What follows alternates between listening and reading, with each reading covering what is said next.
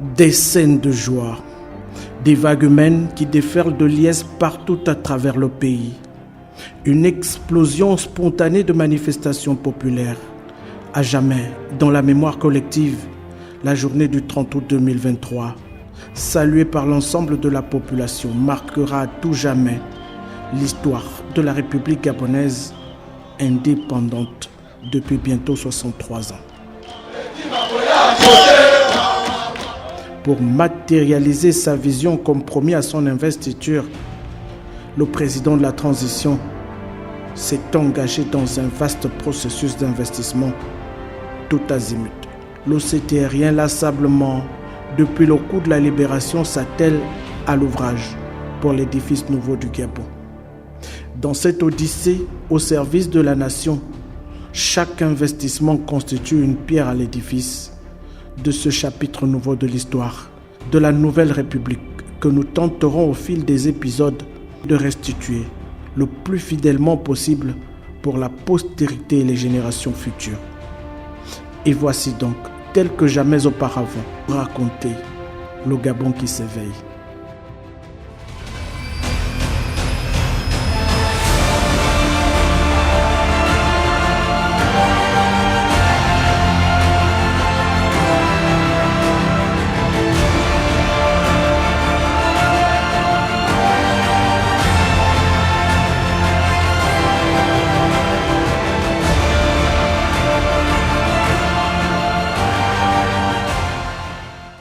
Aujourd'hui, gros plan sur le centre préscolaire de Lalala, dans le 5e arrondissement de Libreville.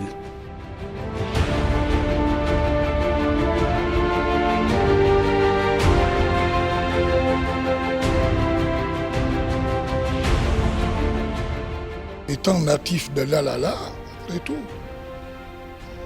ce qu'il a fait pour nous redonner, pour nous refaire renaître le centre préscolaire de Lalala que l'on voit, qui est aujourd'hui un joyau, qu'un sujet étranger s'était permis de détruire en pleine année scolaire.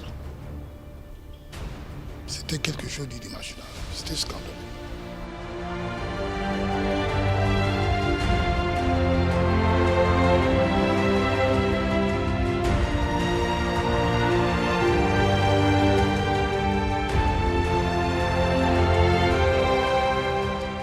La scène a fait le tour de la toile, les choux gras des médias.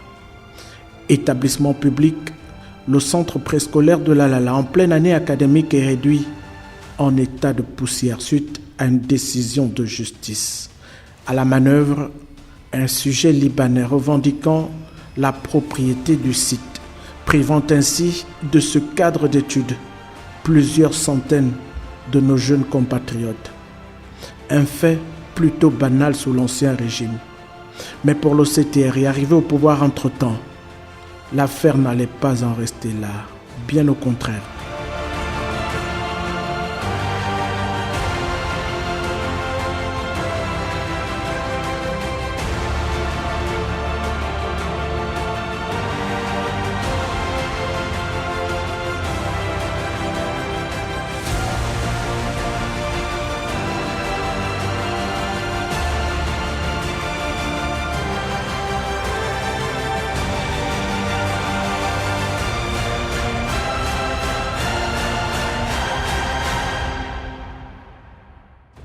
Dès qu'il a accédé au pouvoir, la jeunesse lui étant sacrée, il a donné des instructions utiles pour que cette école soit reconstruite.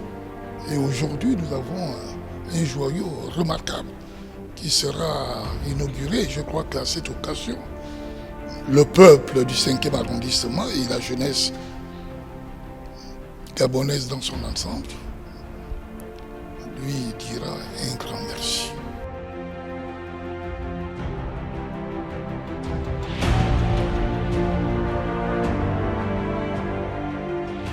Sous l'impulsion du président de la transition, fidèle à ses ambitions, le comité pour la transition et la restauration des institutions prend l'affaire à son compte. Quand l'établissement a été détruit, j'ai eu un peu mal au cœur. Je ne pensais pas que ça devait être de nouveau agréable. Je trouve que l'école, elle est belle, elle est bien faite, elle est bien construite. C'est une bonne chose, vraiment, c'est tout ce qu'on attendait ici en fait. Et ça, nous lui disons grandement merci beaucoup d'avoir réhabilité cette école préscolaire. C'est là qui gagne, c'est le Gabon qui gagne, c'est Libreville qui gagne. Les travaux réalisés sur ce site, désormais déclaré d'utilité publique, vont durer 3 mois exactement. Une véritable prouesse, selon plusieurs observateurs.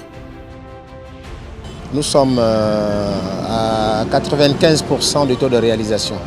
Là, vous voyez, nous avons commencé la phase des VRD, donc des voiries diverses. Donc on est à la fin.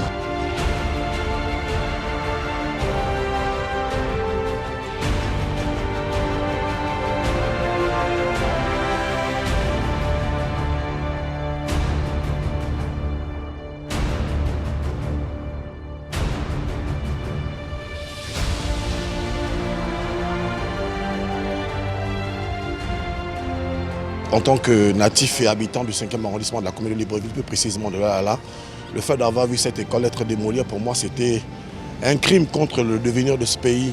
Parce que nous croyons que l'éducation est l'élément essentiel qu'il faut pour s'assurer d'un Gabon meilleur. D'accord ? Et quant à la réhabilitation de l'école, nous sommes d'autant plus surpris, mais nous sommes également très heureux de la diligence avec laquelle les travaux ont eu lieu.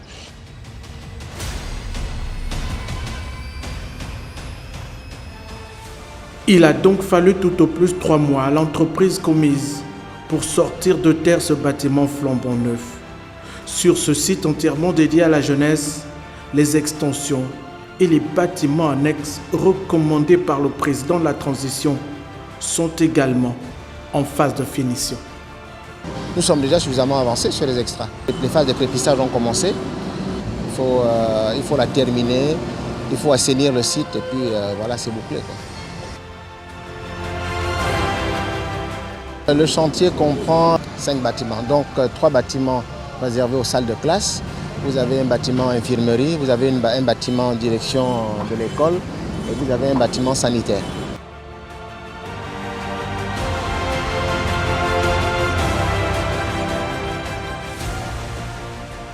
L'infrastructure est dotée de commodités modernes.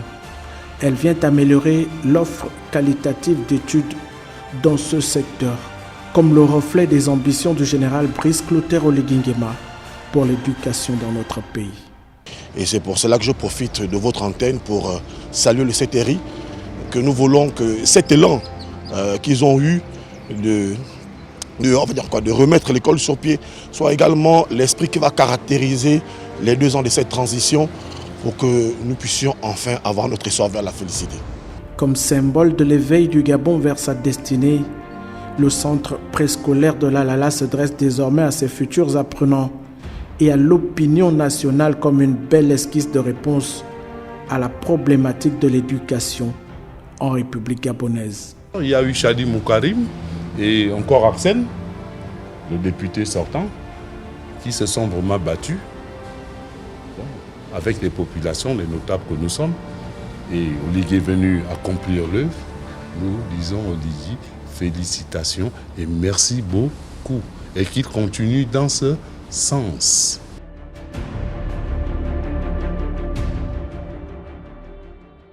Il a battu un travail remarquable qui continue dans cette lancée-là, pour le bien de toute la population gabonaise, pour le bien de notre pays.